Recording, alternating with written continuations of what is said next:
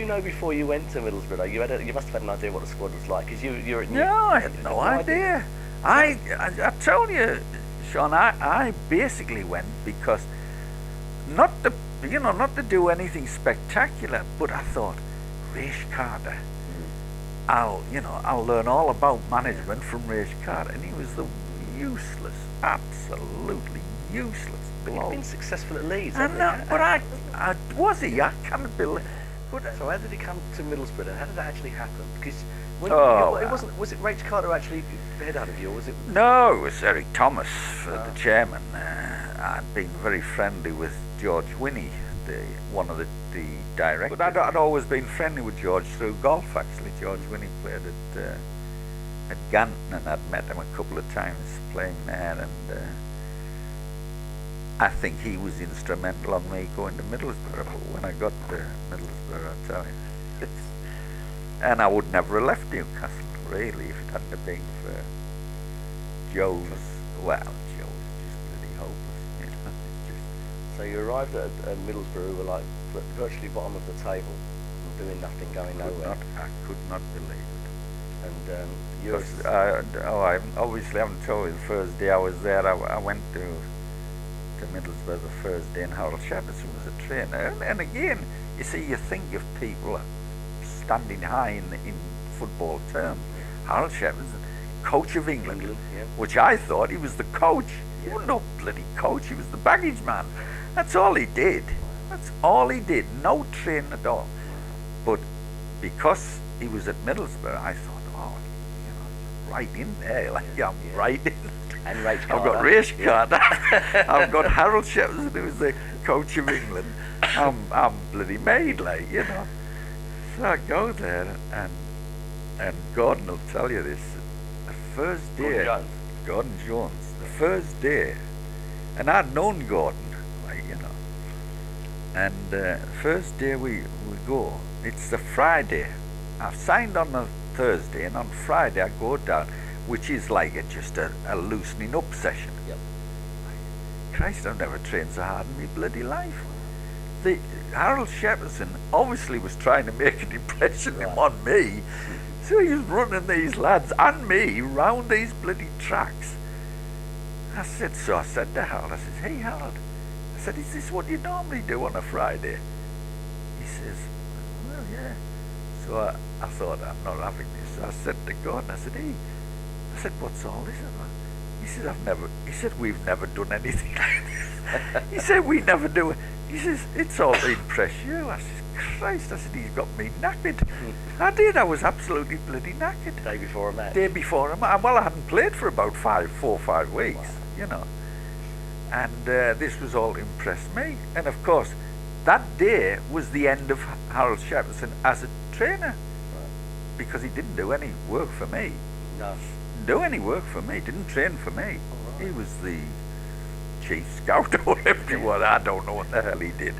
You know, to be honest, he used to come down, he used to say things to me, and I just used to totally bloody ignore it, you know.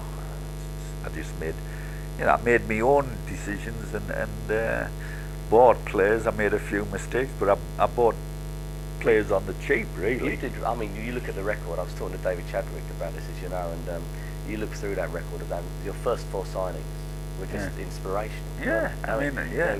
I don't know which order it was in, but you'll know them all. Well, Wigham I got. Willie Wigham I got for next to that was 7, I think. Was it? All right. John Hickton was my best buy. I think I got him for 20. Yeah. David Chadwick I got for about 6, was it 6 or 7? 8 and a half. 8.5 from Southampton. John O'Rourke I got for 16,000, I think, all told. You got the whole lot. 17,000, I think. Less than what, 60 grand for a lot of them. Yeah, and I'd sold Gibson for 65. But and Charlie Amer, who has been talking to him downstairs, he once said to me, when things were under pressure, he said, I want you to go and ask the chairman for £50,000 to buy some new players. I said, well, what's the point of that? I said, there's no way we get £50,000. It's a lot of money. Yeah. Well, he says, he'll turn you down. But then he says, I will back you to the hilt. Because what he was wanting, obviously, he was wanting Eric Thomas out. and he was wanting to take over as chairman. Right. So he was just trying to create a political So situation. there's no way I'm doing You know, I was looking back over your time at Middlesbrough, you know, several things come to mind. And your resignation was really weirdly timed when you left, because you'd only like the club were in mid-table, and they weren't doing terribly badly. Just lost at Fulham, and then that League Cup game at Plymouth, and that was the night you resigned. But you'd only just signed Alan Foggen, although he wasn't fit. I remember you told me when we first met a couple of years back, you said that Alan Foggen wasn't fit, and it took you a while to get him. You know, it was going to take a while to keep him match fit. And then you'd signed Graham Souness, and 2 weeks later you resigned. You'd only just signed. In fact, I think Graham Souness played one game for you before you left. Fulham, yeah. And I never understood that. I thought, well, you'd only just sign these players. Something must have perhaps happened that made you think, no, that is it. I've gone. Was it as simple as that, or was there other issues? Ah, there was loads of there was niggly things which got to me, actually. You know, like pressure from directors, which would really get to me. And then I had a lad called John Vincent, who we'd bought. And I don't want to sort of go into details about what John Vincent was like, but let's say that he was economical with the truth. Let's put it like that. Okay. And so that all culminated in that night at Plymouth, and you just thought, that's it? No, I'd Peter Rumson rang me from Liverpool, and just a general chat about, I can't remember what it was about. And that's right, I'd met him at... He was the secretary there, wasn't he? Yeah, I'd met him at the football secretary and manager's dinner. And he said, do you know of anybody that's out of work, Stan? I said, well, what do you mean? He said, well, I've got this job in Greece that is up for grabs, and he says, they want an English coach. So like, all of a sudden, like, I'm saying, I'd love to go on the continent. Which wouldn't have been my choice, actually, to Greece, but I mean, somewhere like Holland or, you know, somewhere like France or Spain. And I'm saying, oh. I said, I'll make a few inquiries. And at that time, there was a lad who was at been to Sunderland, Frank Clark, and I don't remember his name now. My mind's going. But anyway, I spoke to him, and he wasn't interested, in going to continent. And then I got back and I thought, do you know, I fancy that bloody... So I rang Peter Rumson. And he said, he says, do you want to meet this bloke in London? What was the club? Oh, it was AEK Athens. And I went to see him.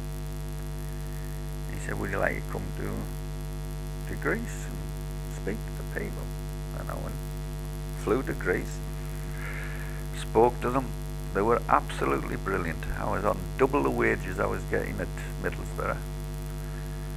I had this house that they took me around and showed me. There were no problems at all. Paying all by. The money was going to be advanced, monthly advance. You know, so everything was above. And Peter, I rang Peter and he said, everything's above board, Stan. He said, no problem. So we discussed the terms of contract, 2 years. I said, right, fine. Resigned at Middlesbrough within 2 weeks. I just said to my wife, I said, I'm going to Greece. I said, it might be a year, it might be 2 years, but I said, I'm going. I said, what do you think? My daughter was at university at the time, and she said, I want to stay here. I said, well, man, they came over about 6 times a year. But, I mean, it was a great experience for me. You know, how long did you stay? I only stayed 15 months. Went there 3 months before the season started and left 2 months after the season finished. And they paid me up for the 2 years. So, what sort of standard of football were they playing out there then, compared to the Sexborough at the time? Technically, I mean, there were better players, technically. But work-wise, Christ.